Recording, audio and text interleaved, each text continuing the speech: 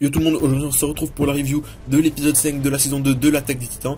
Alors je commence directement avec un petit rappel. Bon, je sais que je l'ai déjà dit plusieurs fois, mais on me demande tout le temps, donc je le rappelle. Je pense que je vais le rappeler à chaque épisode. Donc voilà, les épisodes sont gratuits sur Wakanim, juste une semaine après leur sortie.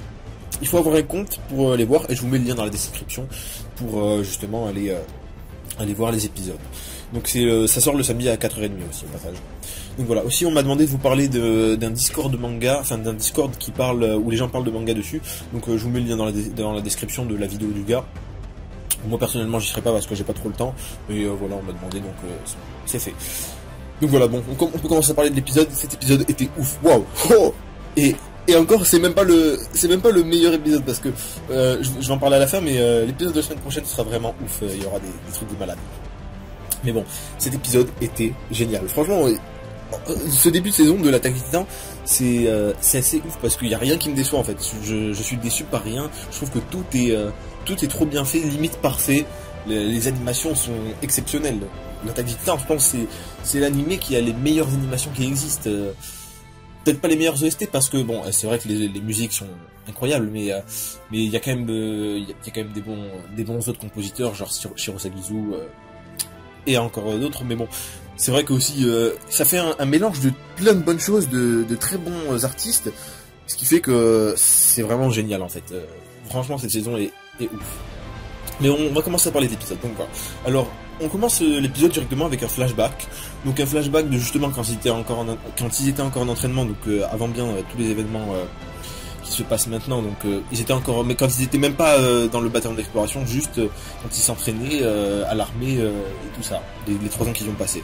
Puisque les 3 ans ils ont été occupés, et justement on n'a pas vu tous les 3 ans qui sont passés au début. Donc c'était un flashback d'un entraînement à la neige, enfin un entraînement à la montagne en hiver, il y avait de la neige, tout ça, donc il faisait froid. Et justement on avait Krista, Ymir et Daz qui étaient perdus. Donc Daz c'est un mec random qu'on connaît pas trop, mais c'est pas très important au final. Et donc justement ils sont perdus et les autres se disent est-ce qu'on va aller les chercher, tout ça. Bref, au final ils vont pas les chercher, enfin pas au début en tout cas. Ils décident de pas y aller parce que justement ils iront demain parce qu'avec la tempête et tout ils vont crever. Et du coup voilà, donc on a Krista, on a une petite discussion déjà au début, comme quoi Daz va bientôt mourir parce qu'il respire à peine, et que Krista justement elle veut le sauver, donc elle le tire avec une corde derrière lui. Et Ymir lui fait encore le même reproche qu'elle lui a reproché la dernière fois, c'est-à-dire de vouloir mourir, mais pour la gloire, parce que elle en a marre de vivre ou un truc comme ça, tu vois, et qu'elle joue un peu un rôle en quelque sorte, qu'elle joue le rôle de la gentille fille et qu'elle n'est pas vraiment elle-même. Et donc voilà, donc c'est ce que lui reproche Ymir. Après, Krista est assez choquée du coup. Et au final, bon, je vais un peu vous abréger cette discussion, mais donc Daz est sauvé par Ymir parce qu'en fait, genre Ymir prend Krista, la pousse genre dans la neige. Et à ce moment-là, on voit justement l'éclair qui nous fait comprendre que justement Ymir s'est transformé en titan pour descendre de la falaise avec Daz pour le sauver justement. Et Ymir avait juste à rentrer à pied sans poids. Elle avait pas de problème pour rentrer toute seule sans mourir. Donc voilà. Justement, donc Daz est sauvé, il a survécu parce qu'elle a sauté, voilà. Ensuite, donc dans cette discussion, qu'est-ce qu'on a appris aussi? On apprend que Krista a été exclue de sa famille, enfin pas vraiment exclue, mais plutôt abandonnée, exclue parce que je pense c'est une bâtarde, enfin pas une bâtarde dans le sens d'insulte, mais dans le sens de fille illégitime parce que bref, voilà, une fille illégitime quoi. Et donc Ymir avait appris ça justement. En se promenant dans une église, elle s'était cachée, elle avait appris des informations compromettantes. Il semblerait que la vraie famille de Krista soit une famille assez importante du coup. Et donc elle a été exclue de sa famille. Et justement Ymir était venu la sauver, pas vraiment la sauver, mais devenir amie avec elle, parce qu'elle dit que sa situation était similaire. Je pense pas que ce soit similaire au niveau de la famille, mais plutôt dans le fait qu'elle en ait marre de vivre, enfin qu'à un moment, parce qu'elle lui dit après qu'elle aussi à un moment elle en avait eu marre de vivre, que ça lui était arrivé, justement cette situation où elle avait décidé de tout plaquer, de mourir, parce que elle avait nulle part où aller. Et donc voilà, donc elle était devenue amie, elle était venue justement dans... Elle suivait tout le temps Ymir, Ymir suivait tout le temps Krista justement pour la protéger, parce qu'elle avait envie de la protéger, c'est tout, parce que la situation était pareille. Enfin bref. Bon, on a eu aussi à la fin justement de ce flashback la promesse qui avait été mentionnée la dernière fois.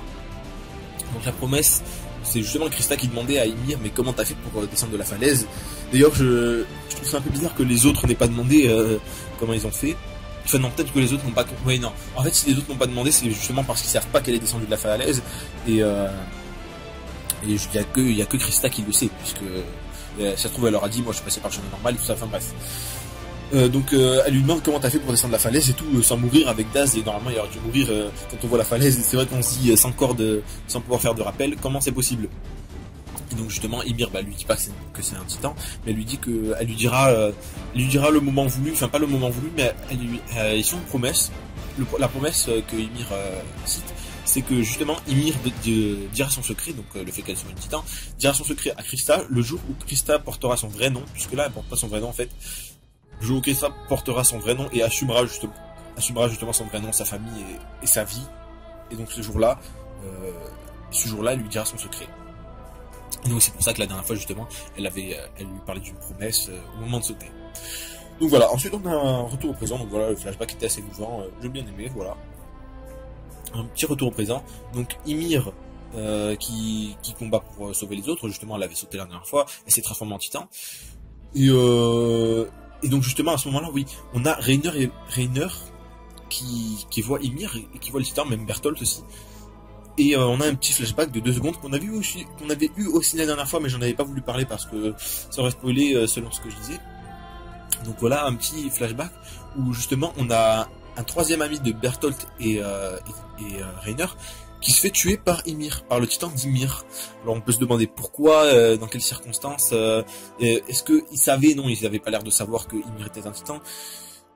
Bref, moi je pense que ça a dû se passer au moment où justement la première brèche a été ouverte au district de Shiganshina, et justement les titans sont rentrés. Peut-être que c'est à ce moment-là que Ymir s'est introduit dans les remparts.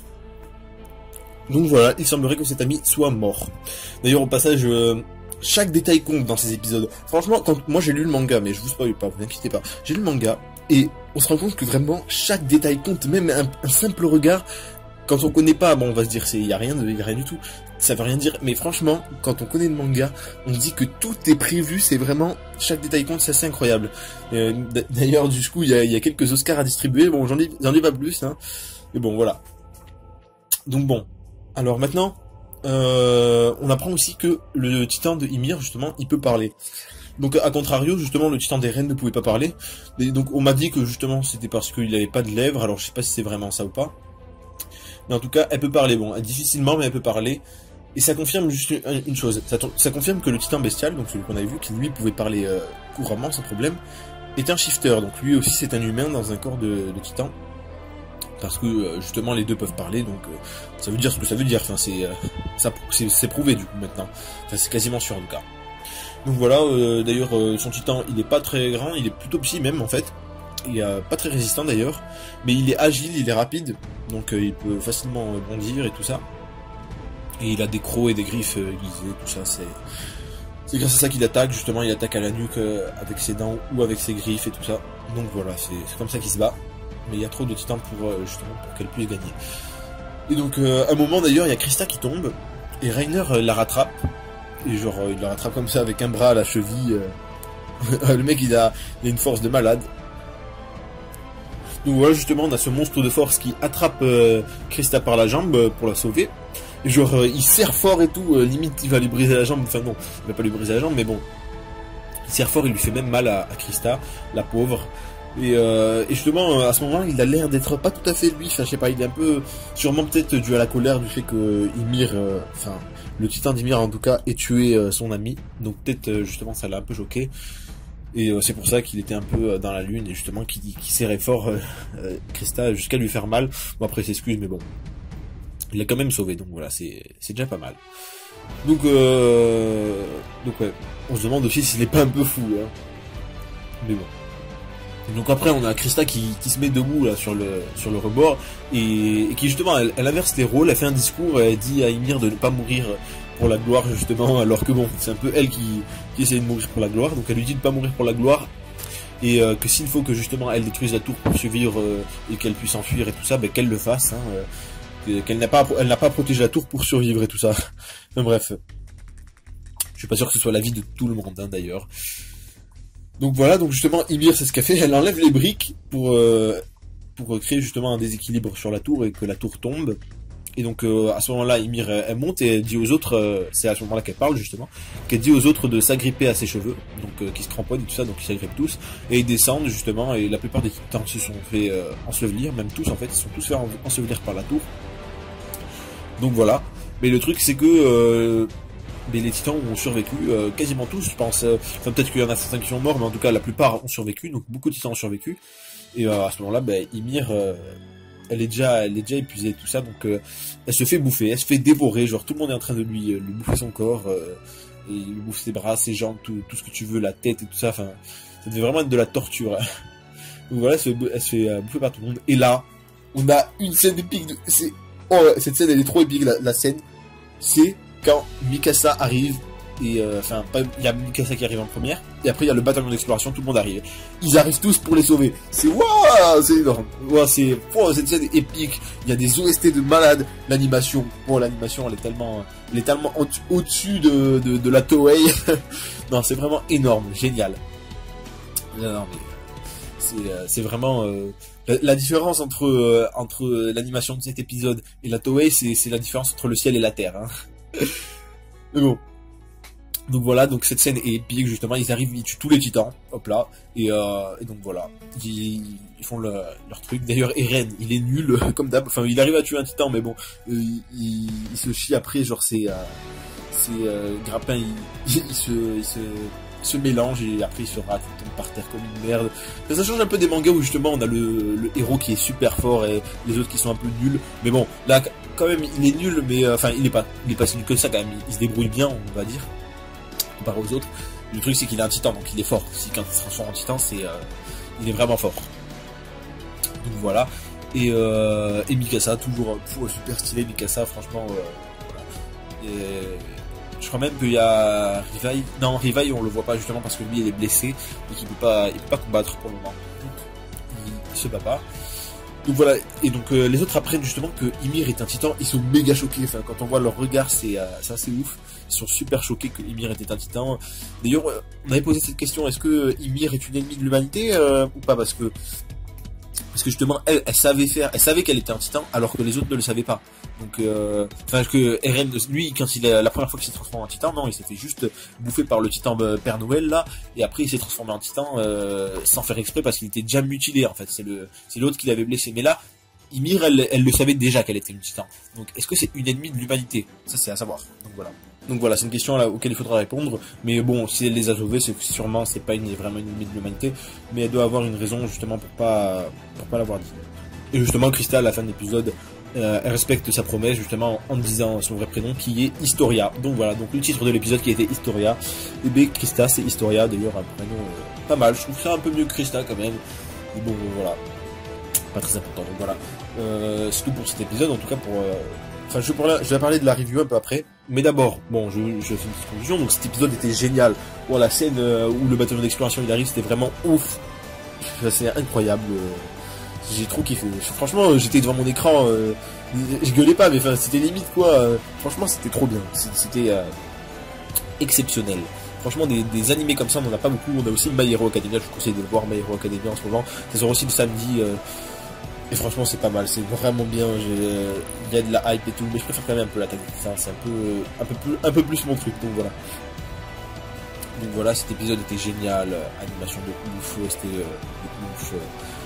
Donc voilà, donc maintenant je vais vous parler de la preview, mais ça peut vous spoiler, donc si vous n'avez pas vu la preview de l'épisode, donc après l'ending justement, après le générique de fin en gros, je vous conseille de juste quitter la vidéo maintenant, parce que sinon vous allez être spoilé. Moi je l'ai vu en tout cas, donc je vais en parler, et donc voilà, donc allez, je vous laisse quelques secondes déjà. Voilà, donc pour ceux qui sont restés justement, si vous voulez voir la preview, ou que vous l'aviez déjà vu, eh ben alors... donc dans la preview, on apprend que justement il n'y a pas de brèche donc dans le mur. Et donc la dernière fois ils allaient repasser un coup. On se rappelle, ils avaient vu qu'il y avait pas de trou et ils allaient dire, enfin ils s'étaient dit que en gros ils allaient repasser une deuxième fois pour être bien sûr. Mais bon, c'était quasiment sûr qu'il n'y avait pas de brèche. Donc on se pose la question, comment sont-ils rentrés? Donc peut-être que la réponse sera donnée la prochaine fois ou peut-être plus tard. Bon, il y en a déjà qui ont des idées, je pense, parce que c'est pas trop compliqué à deviner, je pense. Et donc voilà, donc on a Eren qui va se transformer en titan la prochaine fois, donc on le voit ça, on le voit dans la preview aussi. Et franchement, je pense que ce sera le meilleur épisode niveau révélation. C'est peut-être la plus grosse révélation de cette saison. Enfin, peut-être pas. Enfin, si, peut-être. Enfin, je sais pas. Il y a peut-être de plus grosses révélations. Pour moi, c'est peut-être la plus grosse révélation de cette saison. Même si cette révélation a été spoilée beaucoup sur Internet. Et franchement, les spoilers, c'est vraiment chiant. J'essaye dans mes vidéos de les supprimer tous, mais des fois, c'est pas possible parce qu'il y a beaucoup de commentaires. D'ailleurs, les retours de mes vidéos, je vous remercie beaucoup parce que j'ai eu de très bons retours sur mes vidéos. Ça me fait vraiment plaisir. Donc voilà. Et donc voilà, donc le prochain épisode ça va être ouf. Genre il y aura je peux vous dire que les révélations de la prochaine fois, vous allez, si vous êtes pas fait spoiler, vous allez être perdu, vous allez voir flou. Et donc voilà, donc le titre du prochain épisode s'appelle Guerrier. Alors Guerrier, allez, je vais pas trop vous spoiler, non, je vais pas vous parler du titre de l'épisode, c'est assez important. Et ça a été mentionné depuis le début de la saison, donc ouais, quand je vous dis que chaque détail compte, même quand le mot a été mentionné depuis le début de la saison, guerrier, ça a un rapport, ça cache quelque chose de grand, mais c'est vraiment juste la face visible de l'iceberg, quoi. Donc voilà, l'épisode va être ouf la prochaine fois, ça me tarde beaucoup. Donc voilà, c'est tout pour cette review. Si ça vous a plu, mettez un j'aime. La dernière fois, je vous ai demandé 90e, on en a eu 120 et quelques. Les 90 sont les meilleurs, même pas 24 heures, donc ça m'a fait vraiment plaisir, avec beaucoup de retours. Donc cette fois, je vous demande 100 j'aime si possible. Donc voilà, je sais que vous pouvez le faire, donc voilà, ça vous coûte rien, donc mettez un j'aime, voilà. Donc 100 j'aime, si ça vous a plu, abonnez-vous pour voir mes autres reviews. D'ailleurs, je vais faire la review du dernier chapitre. Qui est sorti justement un peu en avance, donc voilà, ça dès que je fais la review. Et donc voilà. Donc voilà, bon ben sur ce je vous dis ciao tout le monde.